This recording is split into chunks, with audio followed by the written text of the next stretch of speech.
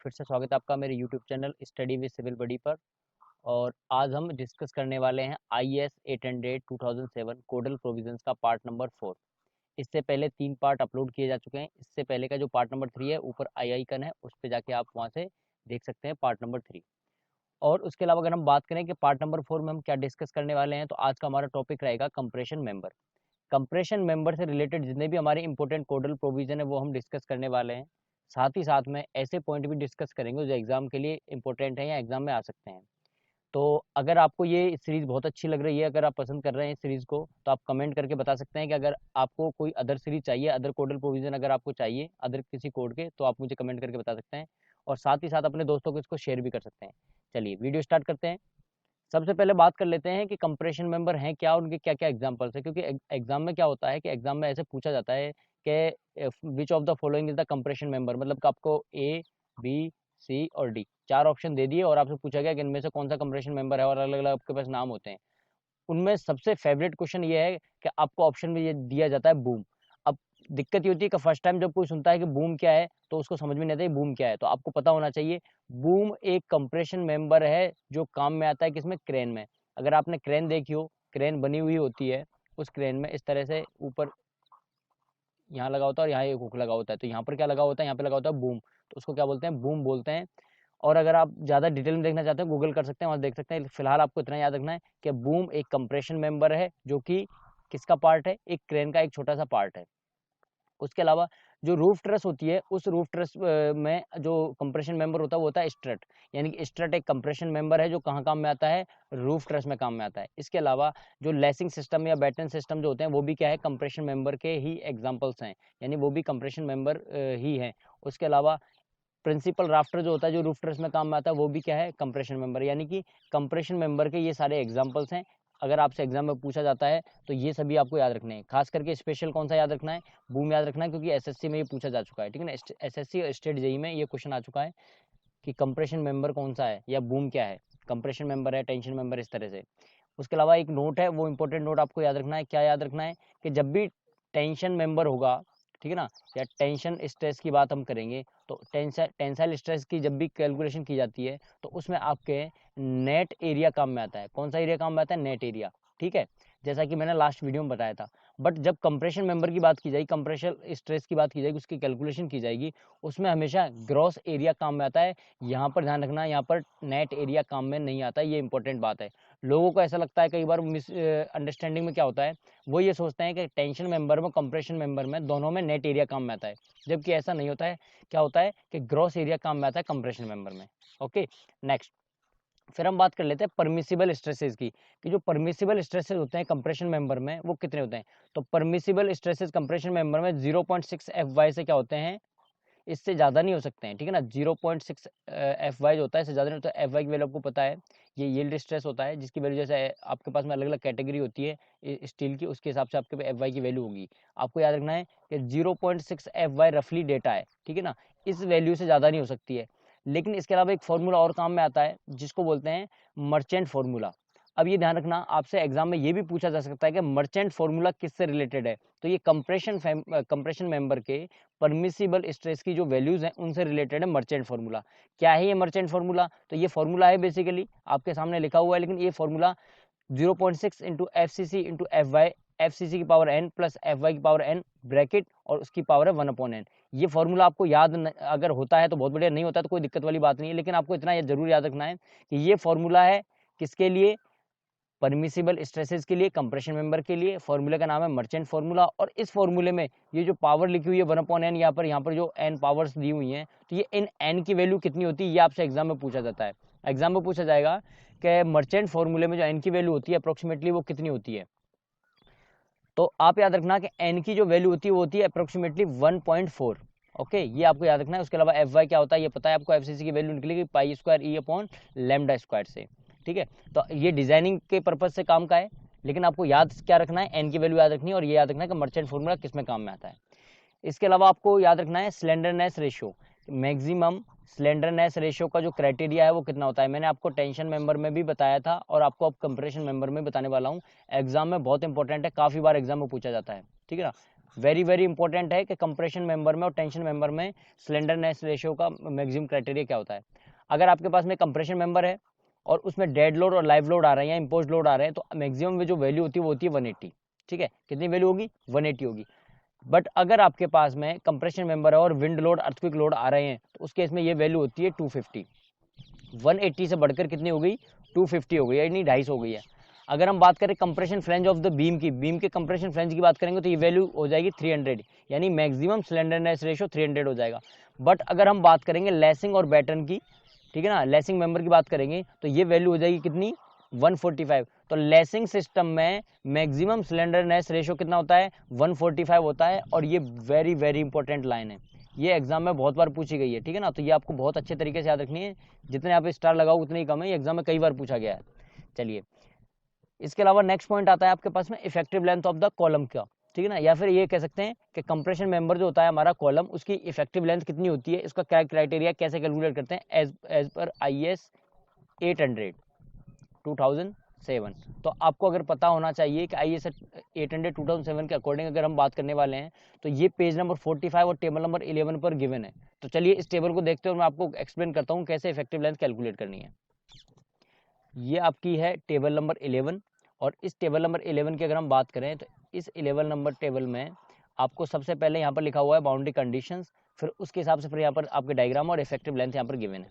तो चलिए मैं आपको एक्सप्लेन करता हूँ वन बाय वन, और फिर मैं आपको बताता हूँ कि कैसे कैसे चीज़ों को आपको समझना है और कैसे आपको याद रखना है। तो पहले तो ये समझना बहुत ज़रूरी है कि यहाँ पर जो एंड कंडीशंस दी हुई हैं, उन एंड कंडीशन को कैसे समझना है।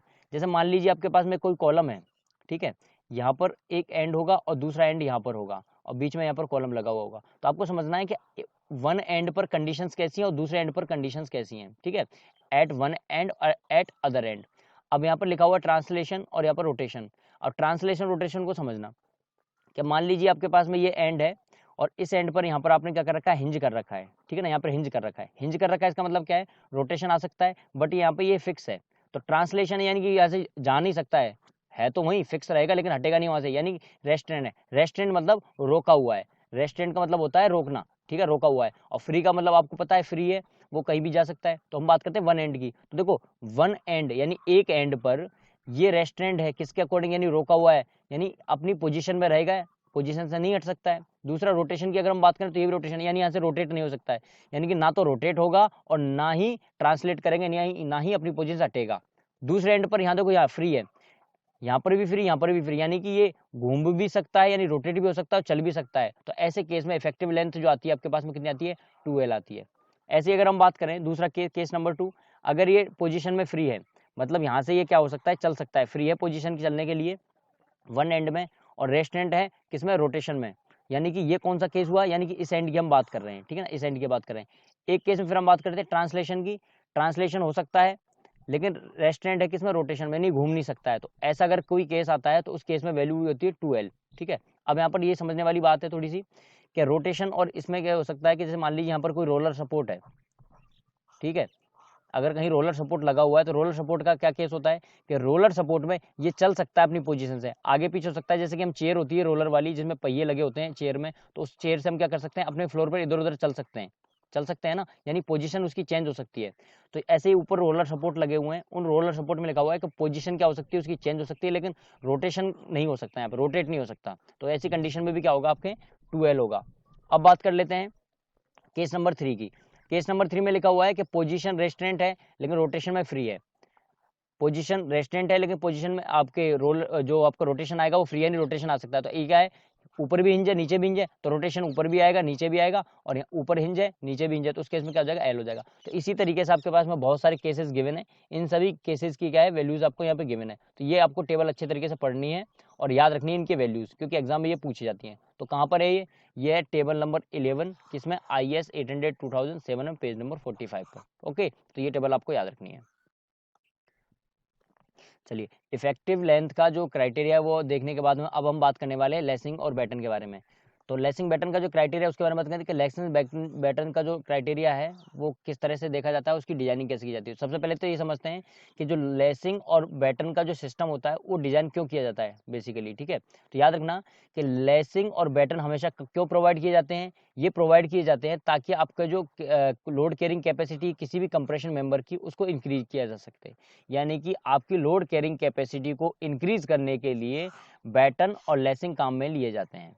अगर आपसे कोई पूछता है क्यों डिजाइन किए जाते हैं, रीजन क्या है, तो इसका रीजन ये है कि हमको क्या करना है, इंक्रीज करना है कैपेसिटी को। किसकी कैपेसिटी, कंप्रेशन मेंबर की कैपेसिटी। ओके, अब सबसे पहले हम बात कर लेते हैं लेसिंग के बारे में, फिर हम बात करेंगे बैटन के बारे में, ठीक है। तो लेसिंग के बारे में अगर हम बात करें तो सबसे पहले ये बात करते हैं कि अगर मान लीजिए आपके पास में ये क्या है, मेंबर्स हैं, एक मेंबर यहाँ पर है, दूसरा मेंबर यहाँ पर है, इनके बीच में इस तरह से लेसिंग प्रोवाइड की जाती है, ठीक है। और बैटन की अगर हम बात करें तो इस तरह से, अगर ये मेंबर है तो इस तरह से ये बैटन प्रोवाइड किए जाते हैं, ठीक है ना, हॉरिजॉन्टल, जबकि ये इंक्लाइंड जो प्रोवाइड की जाती है होती है लेसिंग्स। अब लेसिंग में जो एंगल्स बनते हैं, एंगल कितना होना चाहिए, इसका क्राइटेरिया कितना होता है, तो ये भी एग्जाम में पूछ ले, तो ध्यान रखना कि जो एंगल है ये 40 डिग्री से 70 डिग्री के बीच में होता है लगभग, ठीक है। एंगल भी एग्जाम में पूछ लेते हैं, इसलिए मैं बता रहा हूँ। फिर हम बात कर लेते हैं कि जो लेसिंग प्रोवाइड की जाएगी, जो प्लेट्स होंगी लेसिंग की, उनकी जो विड्थ होगी, मिनिमम विड्थ वो कितनी होती है, तो मिनिमम विड्थ डिपेंड करती है नॉमिनल डायमीटर पर। नॉमिनल डाया अगर 16 mm है तो ये हो जाएगी आपकी 50 mm, अगर 18 डायामीटर है तो आपकी ये हो जाएगी 55, अगर 20 mm डायमीटर है तो ये हो जाएगी 60 mm, और ये अगर 22 mm है तो ये हो जाएगी 65 mm। तो मिनिमम विड्थ है, इतनी विड्थ तो आपको प्रोवाइड करनी ही पड़ेगी। इससे अगर आप +1 +2 कर रहे हो तो कोई दिक्कत नहीं, लेकिन मिनिमम इतनी तो प्रोवाइड करनी पड़ेगी।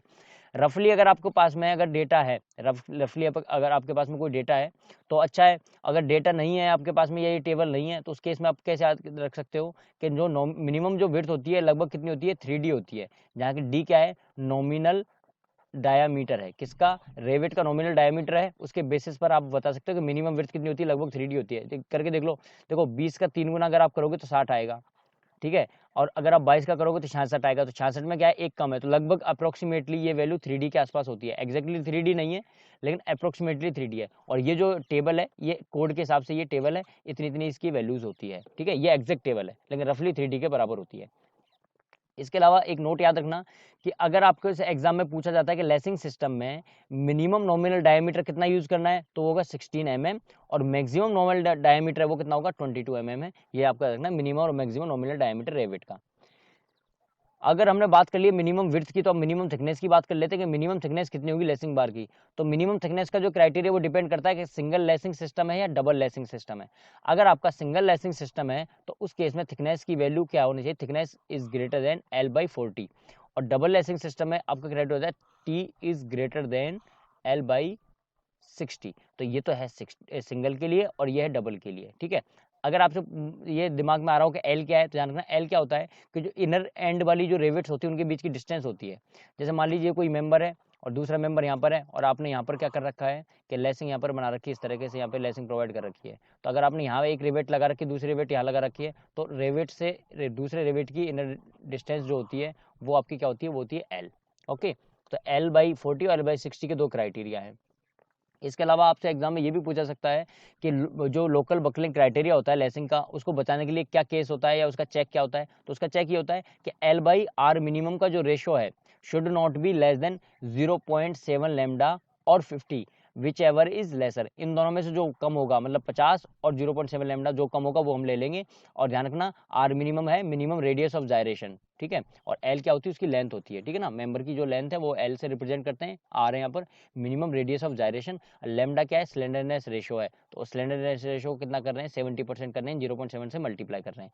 तो 0.7 लैम्डा और 50 में जो मिनिमम होगा वो हम लेके चलेंगे। चलिए अब बात कर लेते हैं कि जो कंप्रेशन मेंबर होता है उस कंप्रेशन मेंबर को डिजाइन किया जाएगा लेसिंग वगैरह के लिए, बैटन वगैरह के लिए। ध्यान रखना मैंने लिखा है लेसिंग, ठीक है ना, तो लेसिंग हो या बैटन हो, दोनों को ही 2.5% ऑफ एक्सियल लोड के लिए डिजाइन किया जाता है। ये आपको याद रखना है और एग्जाम में काफी बार पूछा जा चुका है, ठीक है ना। तो 2.5% of the axial load of the member के लिए डिजाइन किया जाता है, चाहे वो लेसिंग हो और चाहे वो बैटन हो, दोनों को ही 2.5% एक्सियल लोड के लिए डिजाइन किया जाएगा। मान लीजिए जैसे कोई मेंबर है और इस मेंबर पर लोड आ रहा है आपके 100 किलो न्यूटन, तो आपको किसके लिए डिजाइन करना है, आपको डिजाइन करना है 2.5% यानी कि नीचे आएगा 100 मल्टीप्लाई 100, 100 कैंसिल, यानी कि 2.5 किलो न्यूटन के लिए आप डिजाइन करोगे अपनी लेसिंग को या अपने बैटन को, ये मैं बताना चाहता हूं इससे। ओके, चलिए अब बात कर लेते हैं कि अगर आप रेबिट प्रोवाइड कर रहे हो तो मैंने बताया, लेकिन अगर आप बात कर रहे हो किसकी, वेल्डिंग की, अगर आप वेल्डिंग प्रोवाइड कर रहे हो लेसिंग में, वेल्डिंग से कनेक्शन कर रहे हो, तो उस केस में ओवरलैपिंग के बारे में पूछ रहा है, तो ओवरलैपिंग कितनी होनी चाहिए, तो ध्यान रखना ओवरलैपिंग जो होनी है चाहिए should not be less than 1/4 of the thickness of the lacing bar or thickness of the connected member whichever is less। मतलब आपकी जो ओवरलैपिंग की लेंथ है वो कम नहीं होनी चाहिए, किससे, 1/4 of thickness of the lacing bar, T के बार की थिकनेस क्या है, और 1/4 of the thickness of the member, यानी मेंबर की थिकनेस क्या होगी, देखो दो चीज होती है ना, एक तो मेंबर लगे होंगे दो, उनके बीच में लेसिंग बार लगी होगी, तो लेसिंग बार की थिकनेस ये है टी, और थिकनेस ऑफ द मेंबर ये टी एम से मैं रिप्रेजेंट कर रहा हूँ, तो 1/4 ऑफ टी और 1/4 ऑफ टी एम, इन दोनों में से जो क्या होगा मिनिमम होगा उसके लिए हम डिजाइन करेंगे, या उतनी कम से कम ओवरलैपिंग की लेंथ प्रोवाइड करेंगे वेल्डिंग में। ओके, चलिए अब मैं बैटन के बारे में 2-3 इंपॉर्टेंट चीजें वो बता देता हूँ। जैसे मैंने लेसिंग के लिए, जैसा मैंने बोला था कि 2.5% ऑफ द एक्सियल लोड के लिए डिजाइन करेंगे, तो बैटन और आपके लेसिंग दोनों के लिए क्या था, कारगर था, इन दोनों में काम आने वाला है। ठीक है, तो जो जो इंपॉर्टेंट चीजें हैं जो मिक्स थी वो मैंने बता दी, अब जो स्पेशली बैटन के लिए वो मैं बताने वाला हूँ। तो पहले तो ये इंपॉर्टेंट नोट देख लो कि भाई लेसिंग कब प्रोवाइड करनी है, बैटन कब प्रोवाइड करना है, ये पता कैसे चलता है। अब भाई आपको मैंने मेंबर डिजाइन करने के लिए बोल दिया, और आपको मैं बोलूँ कि आप अपने हिसाब से या तो लेसिंग प्रोवाइड करो या बैटन अपने हिसाब से देख लो आप, तो आपको कैसे पता चलेगा मुझे लेसिंग प्रोवाइड करनी है बैटन प्रोवाइड करना है। तो ध्यान रखना, जब आपके पार में इसेंट्रिक लोडिंग होगी, ठीक है ना, इसेंट्रिक लोडिंग होगी तब आप लेसिंग को प्रेफरेंस दोगे, और जब आपके सेंट्रिक लोडिंग होगी या एक्सियल लोडिंग होगी, प्रॉपर एक्सियल लोडिंग, उस केस में आप क्या है कि बैटन को प्रेफरेंस दोगे, यानी उस समय आपको बैटन प्रोवाइड करना होगा। अब ये ध्यान रखना कि जब इसेंट्रिक लोडिंग होगी, इसेंट्रिक लोडिंग के केस में मेंबर थोड़े क्या होते हैं, पास पास नहीं होते हैं, जबकि मेंबर बैटन के केस में मेंबर क्या होंगे, दूर नहीं होंगे, यहाँ पर मेंबर क्या होंगे, थोड़े पास नहीं होते हैं, हल्के से मतलब डिस्टेंस पर होते हैं। तो ध्यान रखना यहाँ पर क्या होती है, ये कुछ ना कुछ डिस्टेंस होती है, जबकि यहाँ पर क्या होता है, यहाँ थोड़े से पास पास में होते हैं मेंबर। ठीक है, दोनों में डिफरेंस, दोनों में डिफरेंस क्या है कि लेसिंग के केस में क्या होगा कि मेंबर पास में नहीं है, कुछ ना कुछ डिस्टेंस पर होंगे, जबकि बैटन के केस में क्या होंगे, मेंबर थोड़ा सा क्लोज होते हैं, पास पास में होते हैं, ज्यादा दूर नहीं होते हैं। और यहाँ पर क्या है, सेंटर का केस है, जबकि यहाँ पे क्या है, सेंटर का केस है। तो ये बेसिकली आपको ये क्या है, इंटरव्यू में या वाइवा में पूछा जा सकता है कि लेसिंग और बैटन आपको कब प्रोवाइड करने, कैसे पता चलेगा, कंफ्यूज करने के हिसाब से ये क्वेश्चन मैंने बनाया है यहाँ पर। चलिए अब हम बात कर लेते हैं एक और इंपॉर्टेंट का, वेरी वेरी इंपॉर्टेंट बोलना चाहिए, कोडल प्रोविजन की, जहां पर आपको ये समझना है कि जब भी आप बैटन को डिजाइन करोगे, बैटन सिस्टम की बात की जाएगी, तो इफेक्टिव लेंथ की वैल्यू आपको क्या करनी पड़ती है, 10% इंक्रीज करनी पड़ती है। कब, जब आप डिजाइन कर रहे होंगे। तो डिजाइनिंग के केस में जब भी आप बैटन डिजाइन कर रहे होंगे तो आपको इफेक्टिव लेंथ 10% डिजाइन करनी होती है। और इसी चीज को कोई ऐसे भी बता सकता है, मतलब आपको कंफ्यूज करने के लिए इस चीज को ऐसे भी लिख सकता है कि जो इफेक्ट स्लेंडरनेस रेशियो जब निकाला जाता है उसको 1.10 के फैक्टर से मल्टीप्लाई करते हैं, तो KL/R आ जाता है, KL/R इसको 1.10 से मल्टीप्लाई करते हैं, तो ध्यान से देखोगे तो आपको देखने से लगेगा कि यहाँ पर ये 10% इंक्रीज हुआ है। तो बेसिकली ये जो लेंथ होती है उस लेंथ को, यानी इफेक्टिव लेंथ को 10% इंक्रीज करके फिर यहाँ पे फैक्टर बना के लिख देते हैं। तो दोनों तरीके से लिखा हो सकता है, लैंग्वेज में लिखा होगा तो ऐसे लिखा हुआ होगा, और अगर आपको कहीं फैक्टर में लिखा है तो ऐसे लिखा हुआ होगा। ये किसके लिए, बैटन के लिए। लेकिन अगर बात होगी लेसिंग की, तो लेसिंग के केस में 1.05 का फैक्टर चलता है, यानी कि कितना, 5% इंक्रीमेंट होता है। मतलब बैटन के केस में तो 10% इंक्रीज कर रहे हो आप डिजाइनिंग के लिए, और लेसिंग के केस में आपको 5% इफेक्टिव लेंथ इंक्रीज करनी पड़ेगी जब भी आप डिजाइन कर रहे हो उस केस में। ठीक है, तो डिजाइनिंग के केस में इफेक्टिव लेंथ इंक्रीज होती है 10% बैटन में और 5% लेसिंग में। ओके, उसके अलावा अब बात कर लेते हैं कि बैटन की जब बात कर रही होगी तो बैटन में भी तो क्या होगा, ओवरलैपिंग का केस आएगा वेल्डिंग में। तो जब भी वेल्डिंग की बात होगी तो वेल्डिंग में यहाँ पर ओवरलैपिंग कितना होता है, ध्यान रखना कि जो ओवरलैपिंग होगी जहाँ वेल्डिंग की जाएगी, तो ओवरलैपिंग के लिए ध्यान रखना overlap should not be less than 4T, और T क्या है, T है आपका जो बैटन है उसकी थिकनेस। ठीक है, तो 4T से कम नहीं होना चाहिए ओवरलैप। ओके, वहां 1/4 चल रहा था, जबकि यहाँ पे क्या है, 4T है। अब देखो एक चीज और है कि कॉलम स्प्लाइसेस का नाम आपने सुना होगा। तो पहले तो ये समझो स्प्लाइसेस का मतलब क्या, भाई स्प्लाइसेस का मतलब कुछ भी नहीं, स्प्लाइसेस का मतलब ये है कि आपके पास में एक कॉलम है यहाँ पर, और ये कॉलम की लेंथ हो चुकी है खत्म, आपको कॉलम और भी चाहिए, एक्स्ट्रा कॉलम चाहिए, तो आप क्या करोगे, इस कॉलम को ऊपर दूसरा कॉलम लगाओगे, उससे क्या करोगे, जोड़ने का प्रयास करोगे, मतलब कनेक्शन प्रोवाइड करने की कोशिश करोगे, मतलब जोड़ोगे आप। तो ये प्रोसेस है ना, एक कॉलम को बढ़ाने की या लंबा करने के लिए जो प्रोसेस की जाती है, मतलब जोड़ा जाता है यहाँ पर, इसको बोलते हैं स्प्लाइसेस। ठीक है। ये जो स्प्लाइसेस होती है, यानी ये जो कनेक्शन है, ये प्रोसेस है, इसी को स्प्लाइसेस बोलते हैं, यानी कॉलम स्प्लाइसेस इसी को बोलते हैं। अब क्वेश्चन ये बनता है कि ये स्प्लाइसेस है, यानी कि जो कनेक्शन करना है आपको कॉलम को बढ़ाने के लिए, कनेक्शन कहाँ प्रोवाइड करना है? तो ध्यान रखना, ये कनेक्शन प्रोवाइड किया जाता है पॉइंट ऑफ कॉन्ट्राफ्लेक्सर पर। यही आपको याद रखना है कि कॉलम स्प्लाइसेस कहाँ प्रोवाइड की जाती हैं? पॉइंट ऑफ कॉन्ट्राफ्लेक्सर पर कॉलम स्प्लाइसेस प्रोवाइड की जाती हैं। ठीक है, ये आपसे एग्जाम में पूछा जाएगा। अब बात करते हैं डिजाइन की, कि जब भी स्प्लाइसेस को डिजाइन किया जाएगा तो कैसे पता चलेगा कि कितने परसेंटेज लोड स्प्लाइसेस से जा रहा है या कितना बियरिंग के थ्रू जा रहा है, कैसे पता चलता है? तो अगर आपसे पूछा जाता है कॉलम के जो एंड्स हैं वो मशीन है या स्मूथ है, ठीक है, प्रॉपर कटिंग हुई है उनकी और मशीन है, तो उस केस में 50% लोड तो आप ये मान के चलते हैं कि स्प्लाइसेस के थ्रू जाएगा और 50% लोड जाएगा बियरिंग के थ्रू। यानी कि यहाँ पर अगर ये कॉलम है और नीचे आपकी कोई प्लेट है, यहाँ पे भी लोड जा रहा होगा, ठीक है ना, तो यहाँ से मान के चलते हैं 50% डायरेक्ट बियरिंग के थ्रू गया, यानी डायरेक्ट कॉन्टैक्ट के थ्रू जो लोड जाने वाला है डायरेक्ट कॉन्टैक्ट के थ्रू वो कितना जाएगा? 50% जाएगा। और जो स्प्लाइसेस प्रोवाइड कर रखी है उसके थ्रू कितना जाएगा? 50%, यानी 50-50 जाएगा अगर मशीन कट है तो। लेकिन अगर ये मशीन कट नहीं है, रफ कट है, तो उस केस में आपके 100% लोड कहाँ से कैसे जाएगा? स्प्लाइसेस के थ्रू जाएगा, बियरिंग के थ्रू बिल्कुल नहीं जाएगा। ये दो केस आपको याद रखने हैं, ठीक है।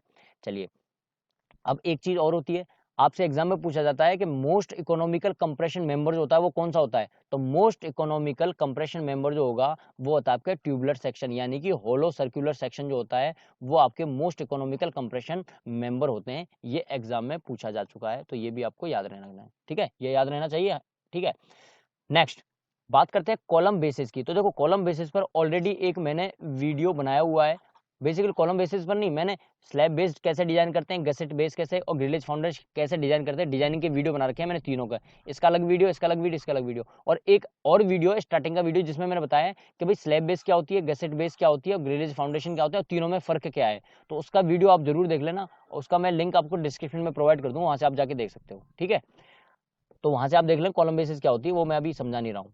अब मैं बात कर लेता हूँ, एक छोटा सा बताने वाला हूँ। क्या मान लीजिए कोई कॉलम है, कोई कंप्रेशन मेंबर है, कंप्रेशन मेंबर की फ्लैंज और वेव है। तो कंप्रेशन मेंबर की, ये तो इसको आपको तो पता होगा, ये फ्लैंज होती है, ठीक है, और ये होती है, ये तो कहलाती है आपकी वेव, ठीक है, ये आपकी वेव हो गई और ऊपर आपकी फ्लैंज हो गई। यहाँ से यहाँ तक की जो विड्थ होती है उसको मैं बी से रिप्रेजेंट कर रहा हूँ, बी से। थिकनेस है फ्लैंज की, उसको टीएफ से रिप्रेजेंट कर रहा हूँ, और डेप्थ है वेव की, उसको डीडब्ल्यू से रिप्रेजेंट कर रहा हूँ, जो रेड मैंने बताया है यहाँ से यहाँ तक की, ठीक है। और थिकनेस ऑफ द वेव उसको मैं टीडब्ल्यू से रिप्रेजेंट कर रहा हूँ। तो आपसे एग्जाम में पूछा जाता है to the prevent buckling of the flange plate और वेब प्लेट, आपके क्राइटेरिया क्या होता है, यानी चेक क्या होता है?